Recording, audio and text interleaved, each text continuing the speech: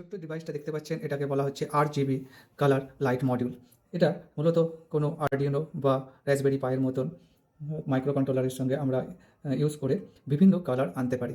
এই RGB মডিউলে মূলত ফাংশন হচ্ছে এখানে যে 3টে কালারের কম্বিনেশন নিয়ে বিভিন্ন কালার আমাদের তৈরি করা যেতে পারে। এটি একটি dual inline package, DIP package, যেহেতু নিচের দিকে 4টে লাইন আছে আর এখানে 4টেই যখনই প্যারালেল কোনো থাকে সেটাকে DIP প্যাকেজ বলা হয়ে থাকে। এর টেকনিক্যাল ফিচার্স হচ্ছে PWM পালস উইথ মডুলেশন সিগন্যালের মাধ্যমে কালারকে কন্ট্রোল করা হয় এবং বিভিন্ন ধরনের কালার ইউজ করা। আপনারা এটাকে ইন্ডিভিজুয়ালি গ্রাউন্ডে এবং red, ground green, ground blue দিয়ে এক একটা কালার জ্বালাতে পারেন। এর জন্য কোনো কন্ট্রোলারের দরকার হয় না। এটা মূলত 4টে পিন আছে, একটা হচ্ছে রেড, একটা হচ্ছে গ্রিন, ব্লু, আর একটা হচ্ছে গ্রিন, যেটাকে আমরা কমন ক্যাথোডও বলে থাকি। এটার মাধ্যমে আমরা বিভিন্ন ইলেকট্রনিক্স প্রজেক্ট করতে পারি, যেমন আমরা ট্রাফিক লাইট সিগন্যাল, আরও বাচ্চাদের ছোটো ছোটো জিনিস করা যেতে পারে, বা ম্যাজিক্যাল লাইট, এইসব সুন্দরভাবে দেখানো যেতে পারে।